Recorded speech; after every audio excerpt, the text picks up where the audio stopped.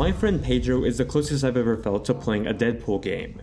This is coming from someone that's played the actual Deadpool game. It's a ballet of bullets, destruction, humor, and your sentient banana friend, Pedro.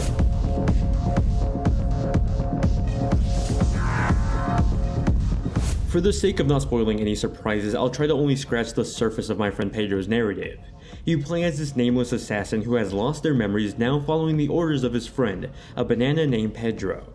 As you make your way through the 40 missions that can take you anywhere between 4 to 6 hours to complete, you'll slowly unravel the truth of your past while you're going through this murderous rampage. In what I can only describe as a bad drug trip or a fever dream, my friend Pedro is packed with chuckling symbolism, humor, and just bizarre scenarios that you can't help but smirk at. It takes you on a wild adventure that'll have you gasping and laughing by the end of it.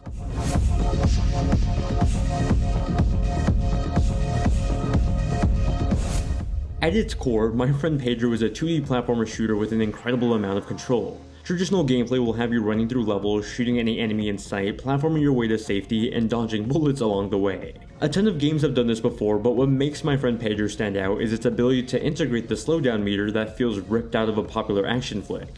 With the press of the left stick, time slows down and you're able to more precisely maneuver not just your aim, but your body too.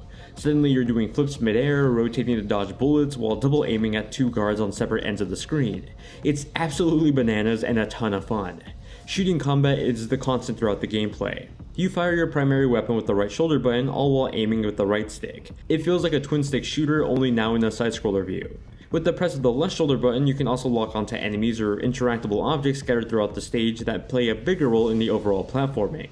As you continue on through the story, you'll find and unlock new weapons like the double handgun, shotgun, and sniper that'll then open up your bullet ballet arsenal. These new weapons are sprinkled in throughout the campaign that act as a way to spice up the gameplay, not only in combat but even in platforming.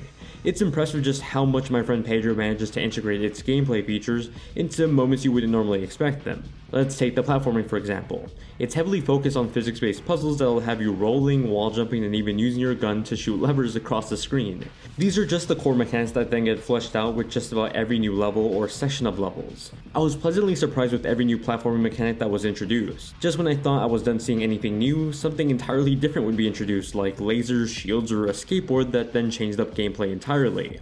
That's yet to mention the dynamic moments that completely alter the core gameplay into something new too, like a motorcycle chase that then opened up to a fun boss fight. Again, this is only scratching the surface because part of my friend Pedro's charm is the delivery of the unexpected. It's a shooter that's just as ungrounded as the fourth wall breaking humor of Deadpool. Throughout my time playing, I only ever ran into one bug that managed to score an infinite amount of points. Luckily, it was quickly patched out right before the game's launch. That also gets into the scoring system that plays a bigger role in the campaign.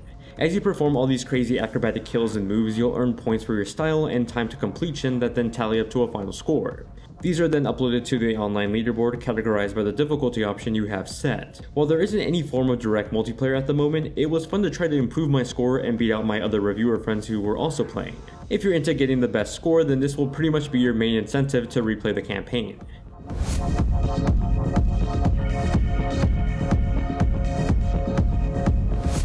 While I don't think you'll notice it from the trailers released so far, my friend Pedro has a wide color palette that isn't introduced so much at first. Early stages appear dark and gritty, taking place in the slums of the city. While the main grudge style is kept throughout the campaign, a bit of color and style starts to show its head in later sections. It admittedly isn't the best looking game, with the Switch version definitely showing its hardware limitations on the jaggy edges of characters and the occasional frame rate dip when the action gets heated.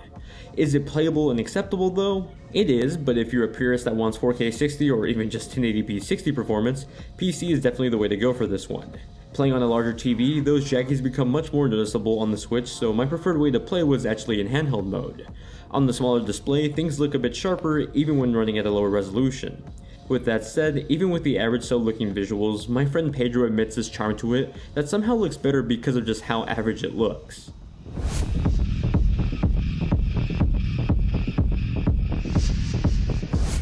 My friend Pedro's soundtrack has a heavy mix of drum and bass. They may not be the most catchy songs I've heard in a game recently, but they still do a good job at capturing the ambiance of a bad guy's warehouse, or I guess more accurately, a grimy nightclub. I do like the attention to detail though when you activate the slowdown time. The music tempo starts to slow down with only the fierce sound of bullets piercing the background. It pairs nicely with the HC rumble on Switch that's tuned to have variations of force depending on the weapon you're using. Tiny rumbles for the handguns and a loud tremble for the shotgun. It's subtle but a great touch.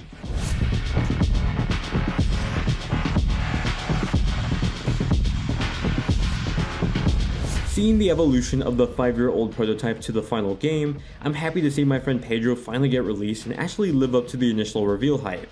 It's quirky, fun, and hilarious to play through. It's admittedly a small adventure that you can run through in a quick afternoon, but it's time well spent with a story that you'll want to tell your friends about as soon as the credits roll. My head is off to the X Media Molecule one-man team behind this lovable experience.